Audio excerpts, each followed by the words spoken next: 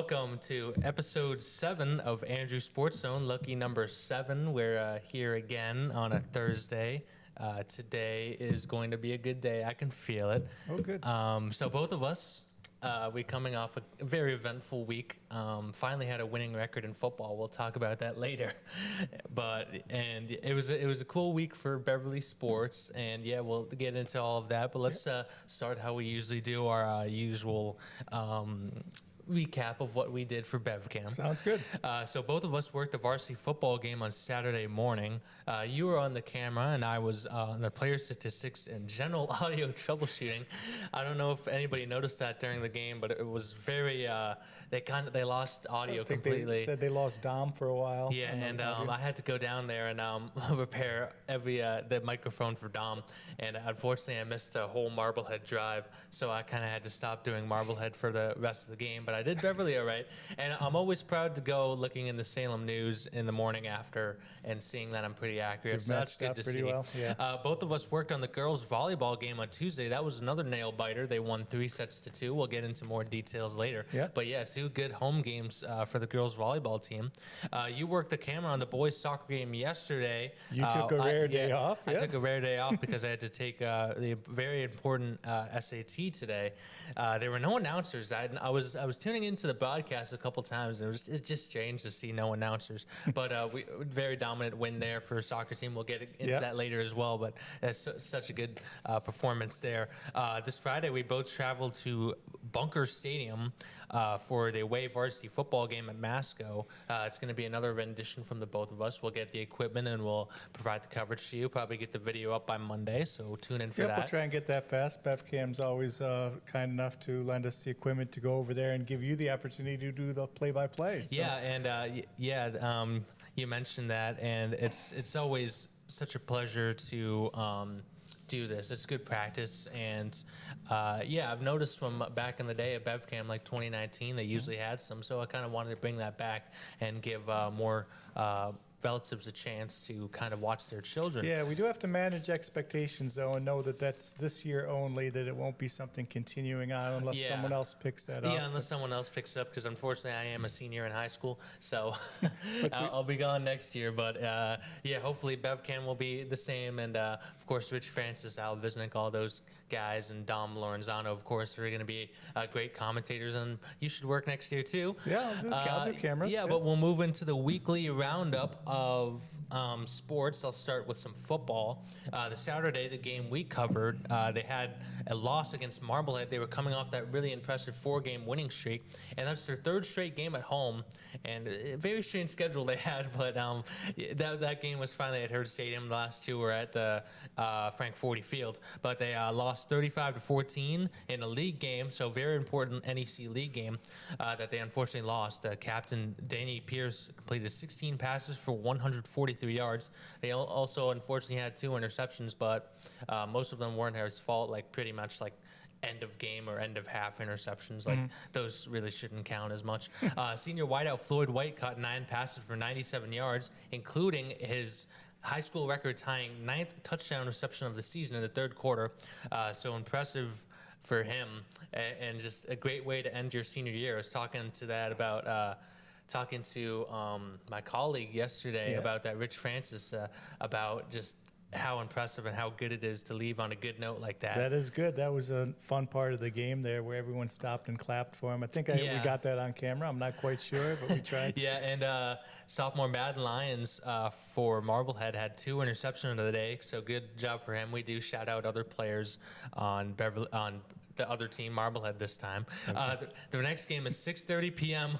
on Friday, October 17th at Bunker Stadium in Boxford. That's where they will take on the Masconomet Chieftains, who are impressive 5-0. So some tough games here for Beverly, coming off Danvers, who was 4-0 entering that game, Marblehead, who is 5-0, and now Masco's 5-1. So it's going to be really hard for them. And so you said the boys team needs one more win to lock up at least the 500 season? And it'll be, like we mentioned, the first game against Gloucester. It'll be they're looking for their first 500 or better season since 2018. And if they do win tomorrow, it'll be a hard game. But if they do win, they'll be above 500. So that'll be pretty impressive. But I do expect them to get it kind of later in the season, maybe against Peabody. And they still have some playoff or consolation games. We'll see where it goes. Yeah. But you want to move into some girls soccer? They're pretty good I'll try this the season. girls soccer here. Last Friday, they had a 2-1 win at Saugus. Olivia Anketel finished off a nice cross pass from Addie Abel.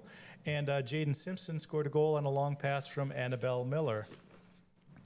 This Monday, the 13th, they had a 1-2 loss at North Andover. Freshman Jaden Simpson scored the goal with the assist from senior Ella Heckman. And yesterday, Wednesday, they had a 1-0 win at Peabody. And again, Olivia Anketel netted the game's only goal with an assist from Genevieve Bellotti. So the next games are Friday, October 17th at home against Gloucester, and Tuesday, October 21st at home against Acton Boxborough Regional, which really caught my eye because isn't that so far away? Acton Boxborough. I was going to look on the map, but I don't imagine that's close. That has got to be. Is that a home game? Yeah, they're coming to us, so that's a good part. But man, I was going to look on the map, but I swear we're here and they're way over there. Either way, maybe they have to go through Salem too, and that's unfortunate. But we'll move on to some volleyball. Yeah. On Friday the 10th, they had a 2-3 loss against Revere, another close game. Lots of close games for this Beverly team. Lydia Miedema had 7 blocks, and Fiona Long led the offense with 11 kills. On Tuesday the 14th, they had a 3-2 win against Ipswich at home. Senior captain Reese Kwiatek recorded her 200th career kill, and middle blocker Riley McDonald added 6 kills, and fellow sophomore Thea Pisani Gross recorded 8 aces for Beverly.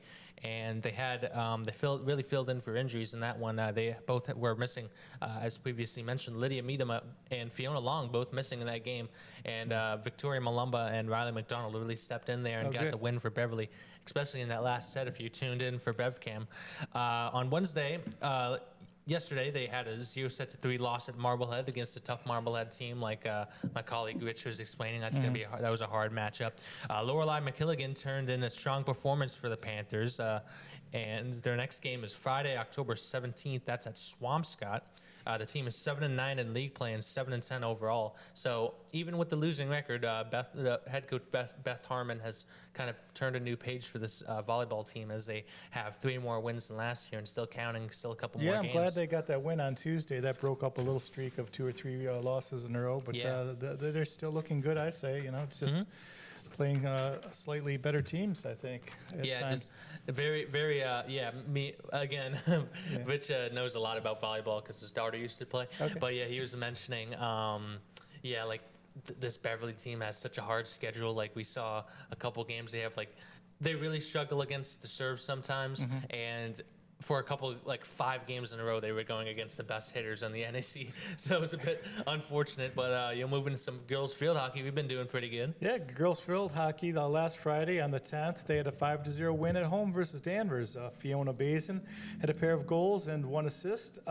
Sisters, Mads and Avery LeBlanc, each had solo goals. I haven't been following the roster so closely, I didn't even realize there were sisters on the team. So that's a lot of fun. Congratulations to each of them getting a goal. And freshman Ella Fisher added her 6th goal of the season. And then on Tuesday, the 14th, they had a 2-1 win at home against Marblehead. Fiona Bazin and Mads LeBlanc knocked home goals. And Charlotte Stevens in goal stopped 12 shots. The team is 8-3 in league play and 9-4-1 overall. And their next games are this Friday, tomorrow, October 17th at Peabody, and Saturday, October 18th at home against Newton South High School. So again, Newton South is a pretty decent pretty trip. Far away, yeah. But they're coming to us, so be it. And we'll move on to boys soccer. Definitely the best team Beverly has had this fall, and always a consistently good team every fall sports session. On Wednesday, yesterday, the 15th, they had a 6-0 win at home against Peabody. You were filming that game. Unfortunately, no commentator. That was the one without commentators. Yeah, very exciting. I believe Yeah, Very continue. lopsided. Yeah, very lopsided. The team is now 11-1 in league play and 13-1 overall. Their next game is Monday, October 20th at Gloucester. I'm not sure if that's their last league game, but it's pretty close. So I think if they beat Gloucester, it'll be. They'll probably clinch the NAC, and they're definitely in the tournament and definitely like top 10 in Massachusetts. So great job for our boys soccer team this year. Yeah, we're coming down to the end of the season with all these sports at 2, 3, 4 games left on each of them. It's actually sad, really. It's going so quick. And Yeah, I like it to is announce pretty sad. season. I was looking at my schedule of games to come, and there's only 3 left, and I was like sad. I'm like, oh no. But the real exciting ones are coming up as well. Basketball is always exciting to do, and I'll probably look into more sports to do, maybe some hockey today in Endicott, and you can have lots of opportunities too. So make sure to tune into BevCam Sports Network for those. Those are going to be fun. Yeah, we'll keep doing it. Yeah. Yeah, and I want to move into some NFL scores here. You want to kind of go over them, and then I'll give my thoughts, and you give your thoughts if you want to do that. Yep. So our week 6 scores in the NFL were the Giants beat the Philadelphia Eagles 34-17. The Denver Broncos beat the New York Jets 13-11. The Los Angeles Rams beat the Baltimore Ravens 17-3. Carolina Panthers beat the Dallas Cowboys 30-27. The Indianapolis Colts beat the Arizona Cardinals 31-27. Seattle Seahawks beat the Jacksonville Jaguars 20-12. The LA Chargers beat the Miami Dolphins 29-27. Pittsburgh Steelers beat the Cleveland Browns 23-9. The New England Patriots beat the New Orleans Saints 25-19. The Las Vegas Raiders beat the Tennessee Titans 20-10. The Green Bay Packers beat the Cincinnati Bengals 27-18. Tampa Bay Buccaneers beat the San Francisco 49ers 30-19. The Kansas City Chiefs beat the Detroit Lions 30-17. The Atlanta Falcons beat the Buffalo Bills 24-14, and the Chicago Bears beat the Washington Commanders 25-24. Yeah, pretty good slate of games, and we'll get into our picks later. But we did do pretty good today, this week, about 9-6 record. Not great, but still good. We still had a winning record. Better than before. Both of us were 9-6. 3-13 record last week or something like that. So definitely an improvement. Yeah, I'll give my thoughts quickly, and maybe we can elaborate on some of them. Okay. That Giants-Eagles game, it's surprising. 2 powerful teams used to be undefeated. The Eagles and the Bills both losing this week. The Eagles just don't look great at all. That offense, Jalen Hurts is just not. He's showing that he can't really pass the ball as great. It's more of a rushing offense. But they've definitely contained Saquon Barkley this year, having struggles in fantasy performance and just performances general. My friend Wesley, he gave me a funny stat. Rico Dowdle, who came in for the injured Chuba Hubbard, he has more scrimmage yards in 2 weeks than Saquon Barkley has the whole season. Wow. So that's really interesting. And the Giants look good. I really like Jackson Dart in the preseason. I'm glad to see him getting playing time. That's what everyone's talking about, these rookies this week. And Cam Scatterbo looks really good. He was always going to be good. I didn't expect him to really make an impact this year, but he's really stepped into that role with Tyrone Tracy's injury. Moving on to the Denver Broncos versus the New York Jets. This was one of the worst football games ever. Do not ever watch the replay of this game. Just erase this game from your minds. Horrible showcase for London fans. This game was just a defensive battle. They won't let us back, right? Yeah, this game was just a defensive battle all through. But the Jets, they continue to have coaching problems. It was strange seeing a couple situations, Aaron Glenn not calling a timeout before halftime and having some bad decisions. 38 seconds or something like that. Yeah, and Garrett Wilson got injured in that game, so it's going to be interesting in our picks next week. But we'll get to that later. Justin Fields, he's got sacked 9 times. Yeah, sacked 9 times. Just ugly Yeah, game. and the Los Angeles Rams versus the Baltimore Ravens. This one was pretty explanatory. Ravens still do not have Lamar Jackson. They're on a bye week this week, and I read a report that they're going to get him next week. I think he's going to come back after the bye. And the Rams, their defense looked good, and the offense continues to look good. But it's another case of they won, but at what cost?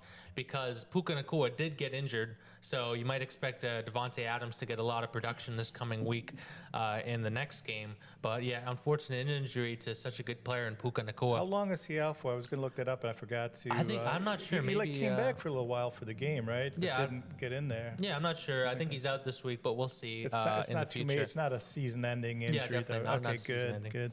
Moving on to Carolina versus Dallas. This one's surprising.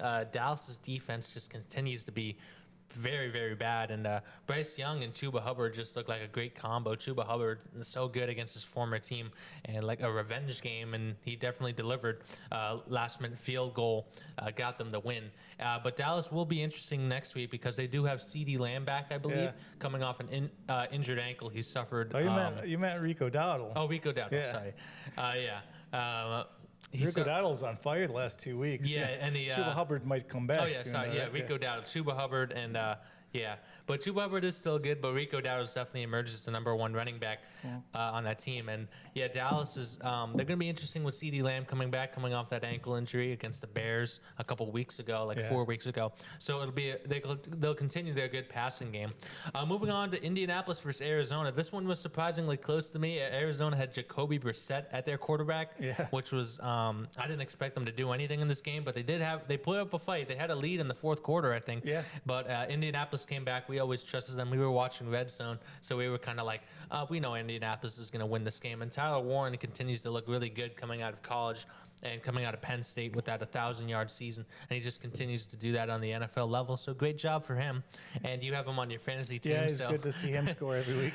Yeah, and the Seattle Seahawks beat the Jacksonville Jaguars. I expected more out of the Jaguars in this game because I picked them, but Seattle continues to look good. I see a lot of people kind of pointing fingers on the Vikings, even though the Vikings were on the bye week, but they let Sam Darnold get out of their just let him slide out into free agency, and Seattle got a franchise quarterback. Really good performance from Sam Darnold again, and he delivered them another win. Seattle might be pretty good this year with that deep defense. Yeah, in fantasy they keep talking about the running back though. They're sharing their time. Yeah, that's like getting annoying because I have Kenneth Walker. Yeah, I would hate to be a Seattle running back owner like you have Kenneth Walker, but it's kind of like what Detroit did last year, but much worse. Like you have a shifty back and Kenneth Walker, he goes down the field, but then they just give it to the power back Charbonnet in the goal line, and he gets the most points. So as a real team and a real coach, you need that type of stuff. But when you're in fantasy, you want your guy to get the ball. In a real like league sense, you need that. But yeah, in fantasy, it's a pain. Moving on to the Chargers versus Miami. I saw a lot of things on Instagram, kind of really liking the Chargers moving them up in the power rankings, but I just don't agree with them. The defenses continue to be pretty bad. Justin Herbert finally got his footing after a couple bad weeks, but that Chargers defense was surprisingly bad, and Miami almost had a comeback. And we'll speak a little bit later more about it near the end of the episode. But yeah, Miami is actively shopping all their players, and we'll see what they do.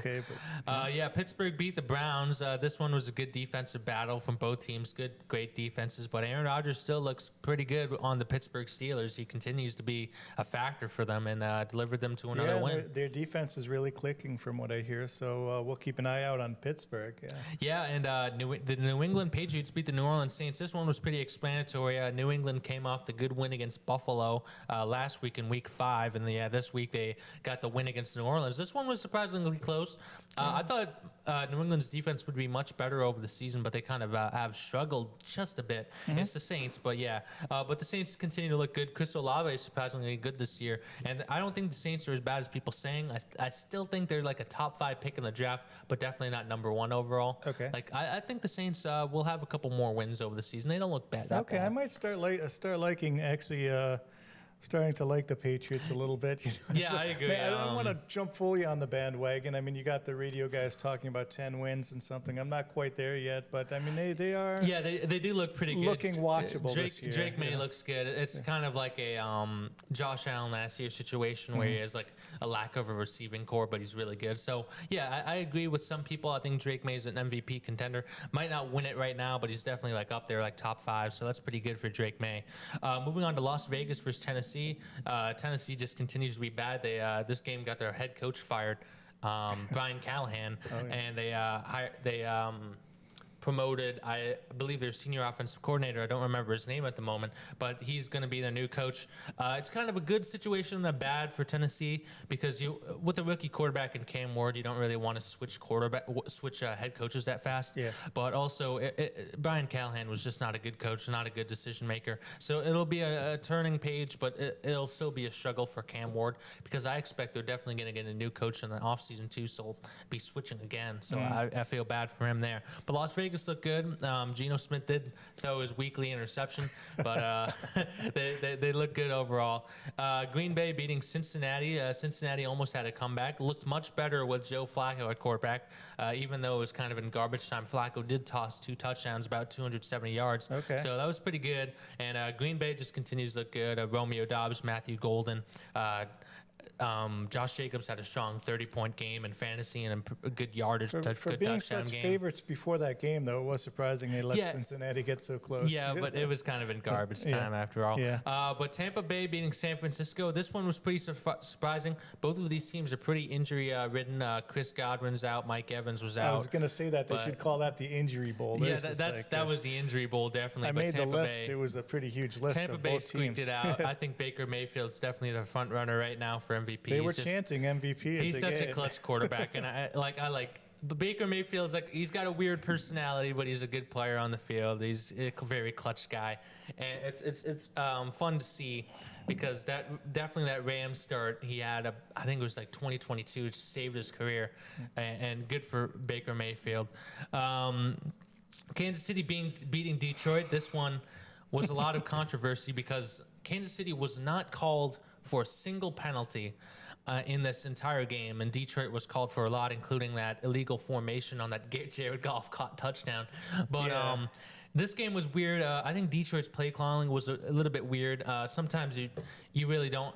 Sometimes you like Dan Campbell, sometimes you don't. He like going for 4th down on the 50-yard line against a good Chiefs team. He gets pretty risky. That's going to bite him sometime. It is going to bite him. But Detroit, I think they'll bounce back this week. But Kansas City is going to be interesting. They have Rashee Rice back this week, so they have a really speedy receiving core coming back. So it'll be really interesting to see what the Chiefs do. But I just hate them so much. I have to root against the Chiefs. Team, it's tough in fantasy because I have the number 1 quarterback, Patrick Mahomes, who is on the Chiefs. But I have to cheer for the Chiefs in some sense. But I also have to root against them. That's hard to do sometimes.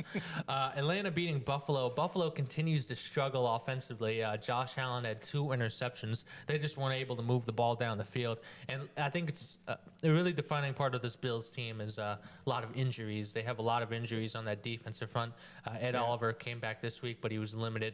And he's been out a couple weeks. And starter linebacker Matt Milano he played week 1, but really struggling with injuries in the past couple weeks. And the Bills, they lost another cornerback. I'm not sure. I forget his name. But they also lost DeMar Hamlin. They put him on the IR. So that's secondary. Okay.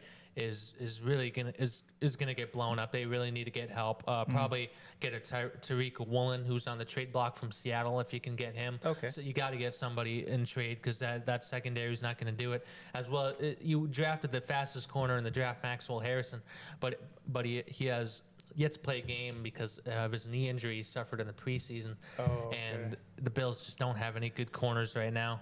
It's tough for the Bills. They got to tighten that up, yeah. And moving on to Chicago, Washington. I didn't watch this game this much, but I heard it was a good game. And I saw the Jaden Daniels fumble on the last play of the game, and he had a couple turnovers. So Jaden Daniels remains to be good, but he's not that clutch of a quarterback. So because he lost the playoff game, he couldn't come back against the Eagles last year in the NFC Championship at all.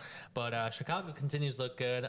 Caleb Williams does look pretty good. That's a good balanced offense. I think Ben Johnson has done a great job getting the entire offense involved, including DeAndre Swift. Pretty good game, 135 yards rushing, something like that against that Washington team. And Washington continues to have a couple injury bugs with Terry McLaurin, who's just like kind of a robber right now.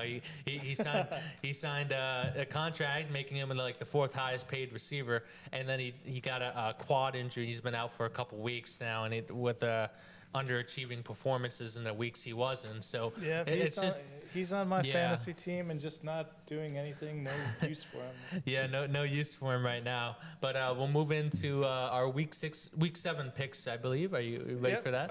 No, I'm not ready, but I try each week. I always like doing it live because we can provide some insight here. So you want to go first like you usually do? Oh, boy. All right. Let's see how we can do this week.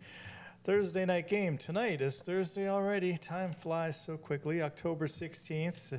That's when we're filming this as well. Yep, October 16th. Pittsburgh against Cincinnati. I will pick Pittsburgh for that game. LA Rams, Jacksonville. I will go with the Rams. New Orleans Saints at Chicago. I will go with Chicago. Miami and Cleveland. Cleveland. New England, Tennessee. Well, I just said I'll jump on that New England bandwagon a little bit, so I'll do that. Las Vegas, Kansas City. I pick Las Vegas every week, and I'm going to continue to be doing so. That's probably instant loss right there. Philadelphia, Minnesota. I don't know. What do you think on that one? No, you can't. Yeah, I can't ask your opinion. Can't ask for me yet. It's got to be my own opinion here. Oh, boy. At Minnesota. I'll just go with Philadelphia. Carolina Jets. Oh, we all hate the Jets, don't we? Giants, Denver. Another tricky one. Let's go with Denver on that one. Indianapolis Chargers. Ooh, that'll be a strong game. And going Indianapolis looking very strong. Washington, Dallas. Another close one. Now I'm in the realm of just random guesses here, ladies and gentlemen, with no rationale. Green Bay, Arizona. Arizona always manages to fall apart in the fourth quarter, so we'll go with Green Bay. Atlanta, San Francisco. Oh, Bijan Robinson. We didn't talk about Bijan Robinson, man. He's he's my number one on my fantasy team. Yeah, really good Bijan Robinson. So good. Rico Dowdle's on the top, but I'm watching that Monday night game, and Bijan Robinson. Yeah, Bijan Robinson came back up. That was a good point about the Bills losing. You know, at least you got a fantasy guy rake. Yeah, at least you had two fantasy guys. But I digress again. I'm stalling for time here. Monday, let's see. The Monday night games, Tampa Bay and Detroit. I'm going to, another good one. This one, that should be obvious. Oh, is that obvious? Yeah, because Tampa Bay, I'll talk about that's right. That's right. We said that. They're all injured and stuff. Houston and Seattle. I'll go with Seattle. All right.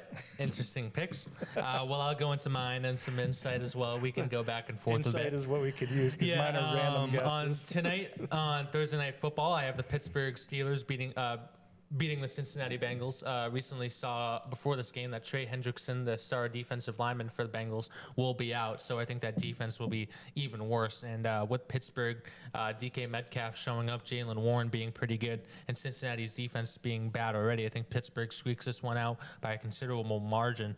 I have the Rams beating Jacksonville. This one's close because Puka Nacua is out, but I trust the rest of the team, Kyron Williams, Devontae Adams, and more players, Matthew Stafford. I think this one's going to be really close, but I think I have the Rams beating just a bit. That one's going to be close, though. It's going to be a really good game.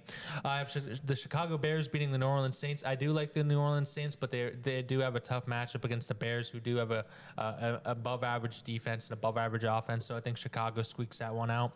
I have the Cleveland Browns beating the Miami Dolphins. I just think the Miami Dolphins are just like a team that is not morally right. I saw an interview from Tua Tagovailoa. He's like, none of our players go to the player meetings or stuff like that. Like, and he apologized for something. I didn't see exactly what it was, but he was apologizing for something after the game. Maybe he criticized his team a bit. So that team is just not. It's not like the morality is at like negative 50% right now. Time for a new coach. Yeah, time for a new coach, definitely. I have New England beating Tennessee. This one's pretty explanatory. New England continues to be strong, and Drake May is just gonna really beat up on this Tennessee defense. I have Kansas City beating Las Vegas. I think Kansas City's going to pull this one out, especially with Rashee Rice back, and they'll have a good offense against that really mediocre Las Vegas defense.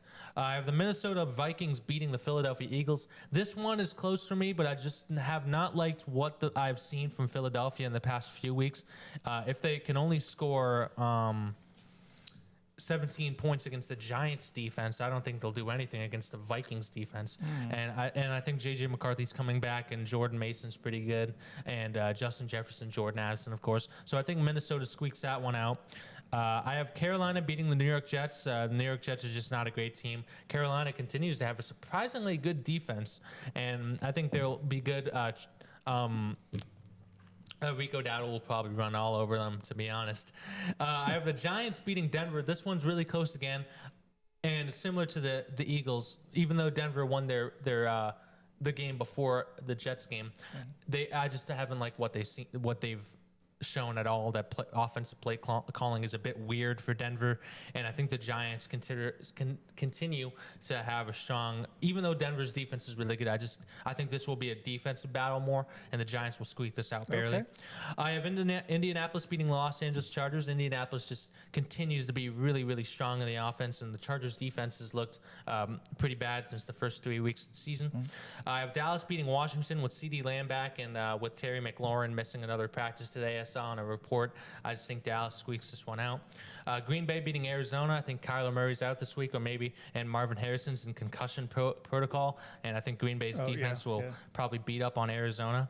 I have Atlanta beating San Francisco. San Francisco continues to be injury prone. I think George Kittle is coming back this week, but Atlanta is so good with Bijan Robinson, Michael Pittman, and Drake London, and I think they really found offensive motion there. So it's fun. Atlanta's a fun team to watch. How about Brock Purdy? Is he coming back this week, or are they waiting another week? I think maybe a week after, maybe this week, but still, I think I got Atlanta. Yeah. In this game, I have Detroit beating Tampa Bay. This one would be much closer, but Tampa Bay has so much injuries. I think Mike Evans is coming back, but it's kind of a trade-off. They have Emeka Egbuka out, Chris Godwin out, and their wide receiver 2 at this point is like Tez Johnson, their tight end Cade Otton, and they also have Bucky Irving out, so it'll be Rashad White again. Yeah. So that's it. The Tampa Bay and San Francisco, 2 most injury-prone teams in the NFL so far, and Detroit, I think they're going to win that one. I have Seattle beating Houston. Houston just hasn't impressed me in any of their games except the one against the who did they face last week? I'm not sure. I forget. But they look good in the Ravens. Sorry. Yeah, they beat the Ravens up pretty bad, that struggling Ravens team. But yeah, that's all I've seen from Houston. But Seattle does look pretty good. And yeah, that concludes our picks. So not too bad. We differ on 3 games. Hopefully we have winning records this year. We'll get quickly to wrap it up. We'll get quickly into some MLB offseason news, maybe some playoff news, and a little bit of NHL and NBA. Going to NBA first. The Celtics won their last preseason game against the Toronto Raptors. I think it was like 107-106, something like that. Yeah. And Derek White did pretty good, 30 points, and it's going to be interesting season for the Celtics. I think they'll be pretty bad until January when Jason Tatum comes back. Okay. But it's going to be an interesting Celtics team this year. And when does the season start on that? I think it's like the 24th or something like that. That's coming up quick. It's coming up fast. I better do my homework. And quickly into the Bruins. They're top of the Eastern Division right now, a 3-1 record, 6 points scored, or 16 points.